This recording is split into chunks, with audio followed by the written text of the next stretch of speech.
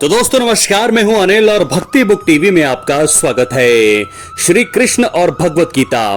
दोस्तों, भगवत गीता केवल एक धार्मिक ग्रंथ नहीं है, बल्कि मानव जीवन का संपूर्ण दर्शन है। कुरुक्षेत्र के युद्ध भूमि में अर्जुन के विषाद के उत्तर में भगवान श्री कृष्ण ने जो उपदेश दिया वही भगवत गीता कहलाया। इसमें कुल 700 श्लोक हैं, लेकिन हर श्लोक अपने आप में जीवन की एक पूरी पुस्तक है। श्री कृष्ण कोई उपदेशक नहीं, बल्कि मार्गदर्शक हैं। वो ये नहीं कहते कि ऐसा ही करो, बल्कि कहते हैं समझो, जानो और फिर स्वयं निर्णय लो। यही कारण है कि गीता आज भी उतनी ही प्रासंगिक है जितनी हजारों साल पहले थी। तो सबसे पहले कर्म का सिद्धांत। दोस्तों, वीडियो के अंत तक बने रहें। आज की ये वीडियो भगवान श्री कृष्ण के ऊपर है, इसलिए वीडियो के अंत तक बने रहें। और अगर आप चैनल पर नए हैं, सब्सक्राइब करने के बाद ऑल पर क्लिक जरूर करें और कमेंट बॉक्स में श्री कृष्ण जरूर लिखें। आइए वीडियो को आगे बढ़ाते हैं। सबसे पहला कारण, सबसे पहला कर्म का सिद्धांत कर्तव्य ही धर्म है। भगवत गीता का सबसे प्रसिद्ध और शक्तिशाली संदेश है कर्मयोग, यानी कि मनुष्य का अधिकार केवल कर्म करने में है, फल पर नहीं। श्री कृष्ण अर्जुन को समझाते हैं कि कर्म से भागना कायरता है, फल की चिंता मन को कमजोर बनाती है, निष्काम कर्म मन को शुद्ध करता है। आज के जीवन में यह संदेश अत्यंत महत्वपूर्ण है। जब हम सिर्फ परिणाम के डर से काम नहीं करते या सफलता असफलता से खुद को परिभाषित करते हैं, तो हम तनाव, चिंता और भय से घिर जाते हैं। श्री कृष्ण भगवान कहते हैं पूरा ध्यान कर्म पर लगाओ, फल अपने आप आएगा। उसके बाद कर्तव्य वर्सेस मोह। अर्जुन का संकट केवल युद्ध का नहीं था, बल्कि मोह का था, अपने ही लोगों से युद्ध करने का मोह।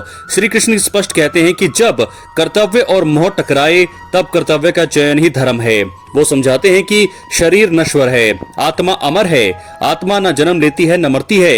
ऐसे में आत्मा कभी जन्म नहीं लेती और न ही मरती है। इस ज्ञान से अर्जुन का भय धीरे धीरे खत्म होता है। उसके बाद आत्मा का ज्ञान, असली पहचान। श्री कृष्ण भगवान कहते हैं कि तुम ये शरीर नहीं हो, तुम मन भी नहीं हो, तुम आत्मा हो। आधुनिक मनुष्य अपनी पहचान जोड़ता है पद से, धन से और रिश्तों से, लेकिन ये सब अस्थायी हैं। श्री कृष्ण भगवान का संदेश है जो बदलता है वो तुम नहीं हो, जो साक्षी है वही तुम हो। ये आत्मज्ञान मनुष्य को भय से मुक्त करता है, मृत्यु के डर से ऊपर उठाता है, स्थिर और शांत बनाता है। मन पर नियंत्रण सबसे बड़ा युद्ध। श्री कृष्ण भगवान कहते हैं मन मित्र भी है और शत्रु भी। तो ऐसे में मनुष्य स्वयं अपना उद्धार भी कर सकता है और पतन भी। मन यदि वश में हो तो सफलता आसान है, शांति संभव है, और यदि मन वश में ना हो तो साधन होते हुए भी दुख मिलता है। गीता में श्री कृष्ण भगवान ध्यान, अभ्यास और वैराग्य द्वारा मन को नियंत्रित करने की बात करते हैं। उसके बाद भक्ति योग, प्रेम का मार्ग। श्री कृष्ण केवल ज्ञान और कर्म की ही नहीं, भक्ति की भी शिक्षा देते हैं। यदि कोई भक्त प्रेम से मुझे एक पत्ता, फूल या जल भी अर्पित करता है तो मैं उसे स्वीकार करता हूँ। यह संदेश बताता है ईश्वर को नंबर नहीं चाहिए, उन्हें केवल सच्चा भाव चाहिए। भक्ति मनुष्य को अहंकार से मुक्त करती है, हृदय को कोमल बनाती है, जीवन में संतुलन लाती है। अहंकार का त्याग। दोस्तों, श्री कृष्ण बार बार अहंकार को मनुष्य का सबसे बड़ा शत्रु बता रही हैं। अहंकार मैं और मेरा को बढ़ाता है, व्यक्ति को सत्य से दूर करता है। जब तक मैं करता हूं की भावना है, तब तक बंधन है। श्री कृष्ण भगवान कहते हैं कि स्वयं को ईश्वर का साधन मानो, करता नहीं। उसके बाद समत्व भाव, सुख दुख में समानता।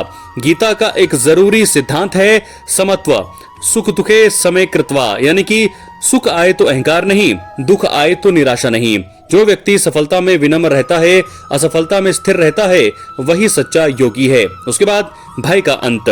श्री कृष्ण भगवान कहते हैं कि भय अज्ञान से पैदा होता है, और जब मनुष्य भविष्य से डरता है, मृत्यु से डरता है, समाज से डरता है, तो वो अपने वर्तमान को खो देता है।